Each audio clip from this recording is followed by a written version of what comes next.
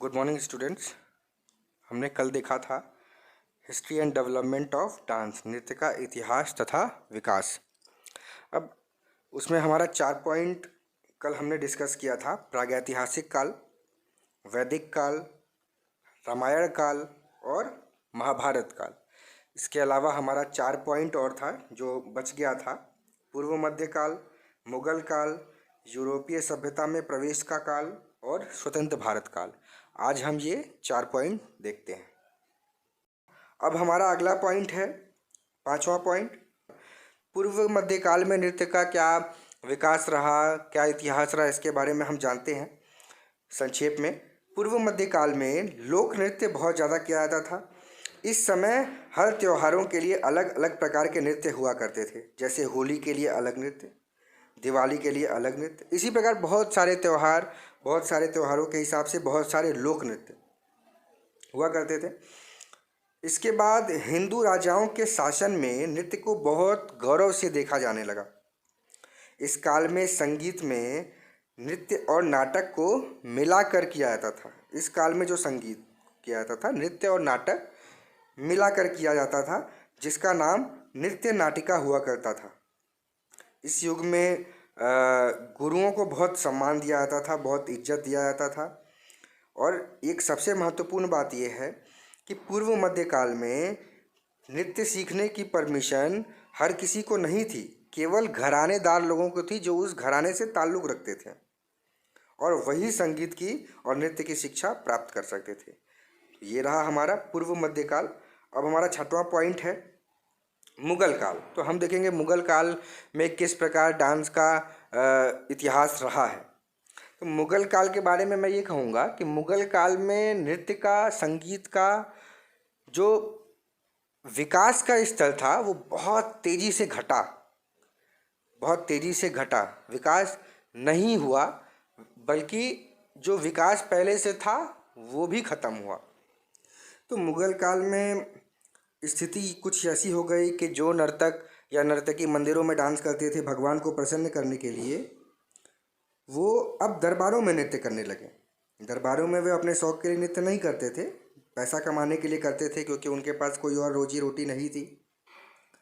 तो उस दरबार के शासक को जैसा नृत्य पसंद होता था उसके हिसाब से उसमें नृत्य में बदलाव किया जाने लगा। यहाँ तक नर्तक नर्तकियों के साथ साथ उन गुरुओं को भी अपॉइंट कर लिया गया जो गुरु नृत्य की शिक्षा प्रदान किया करते थे कि आप अब हमारे दरबार के नर्तक और नर्तकियों को शिक्षा देंगे, इसके अलावा और कहीं नहीं देंगे।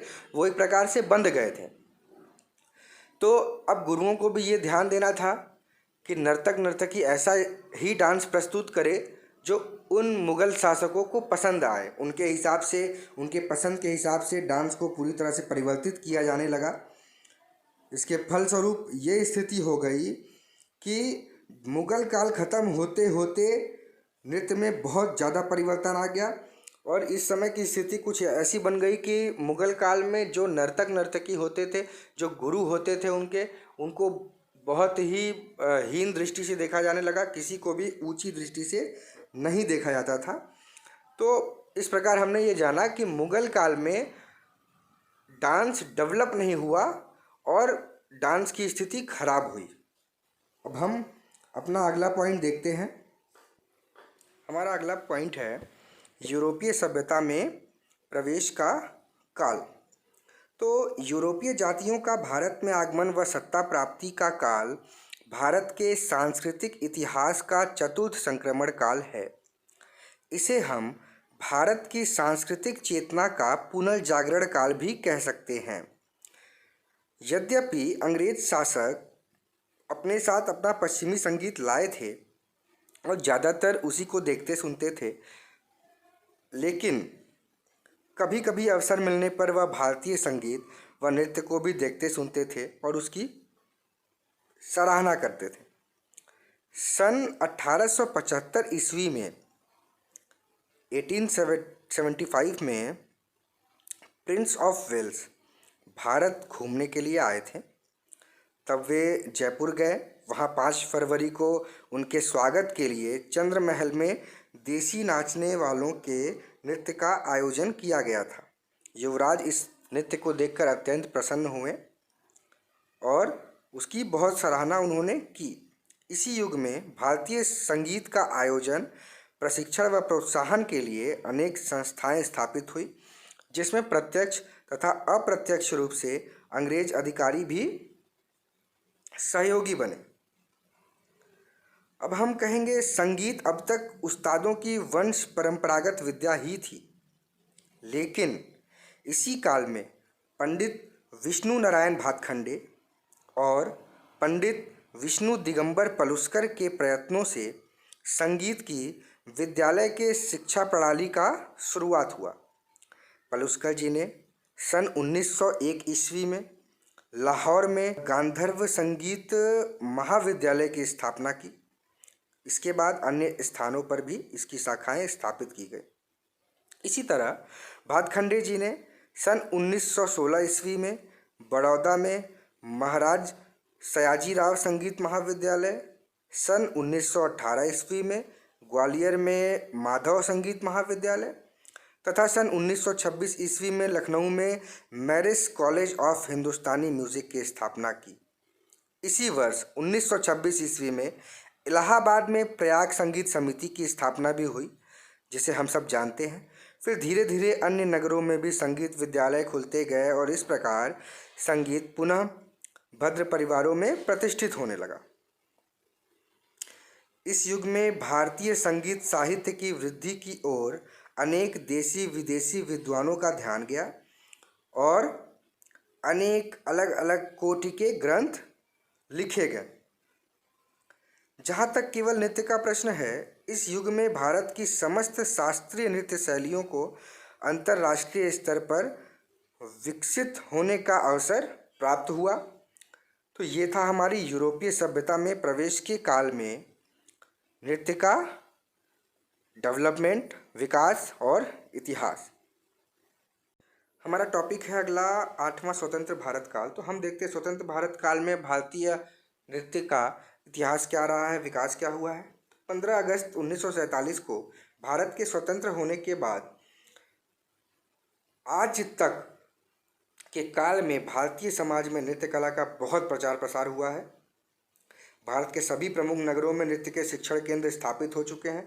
विभिन्न प्रदेशों के माध्यमिक शिक्षा परिषदों तथा अनेक विश्वविद्यालयों ने अपने पाठ्यक्रम में भी नृत्य को स्थान प्रदान कर दिया है तथा इसके अतिरिक्त विभिन्न संस्थाएं नृत्य शैलियों में उच्च स्तरीय व्यावसायिक प्रशिक्षण प्रदान कर रही है। विभिन्न नृत्य शैलियों के प्रदर्शनात्मक स्वरूप में भी पर्याप्त अंतर पाया गया है। आज के dancers costumes, stage, makeup, sound, light, यहाँ तक कि सॉन्ग की टाइम ड्यूरेशन, इन सब के प्रति बहुत अधिक सतर्क रहते हैं। इनके परिश्रम से विभिन्न नृत्य शैलियों के अनेक तत्व भी नवीन रूप में सज्जा के साथ प्रकाश में आए हैं। ओडिसी, कुचिपुड़ी, कुडियाट्टम आदि भूतकाल की अनेक शास्त्रीय नृत्य शैलियाँ भी फिर से सज संवर कर जनमंच पर आ रही हैं और कला प्रेमियों द्वारा इन सब का स्वागत भी किया जाता है। ये बहुत ही अच्छी बात है। सन 1954 ईस्वी में केंद्रीय संगीत नाटक अकादमी की स्थापना होने तथा उसके बाद प्रायः समस्त प्रदेशों में प्रांतीय अकेडमियों के गठन से भी संगीत, नृत्य और नाटक के परंपरा के विकास को पर्याप्त बल मिला है। इन अकेडमीज़ द्वारा बहुत से प्रोग्राम्स कराए जाते हैं, बहुत से कॉम्पिटिशन्स कराए जाते हैं, कलाकारों को आर्थिक सहायता प्रदान की जाती है, कॉम्पिटिशन्स में जीतने वालों को इनाम मिलता है, छात्रवृत्ति मिलती है। इसके अतिरिक्त हर वर्ष कलाकारों को अवार्ड दिया जाता है। भारत सरकार द्वारा भी प्रतिवर्ष चुने गए कलाकारों को राष्ट्रीय अलंकरणों से विभूषित करके सम्मानित किया जाता है।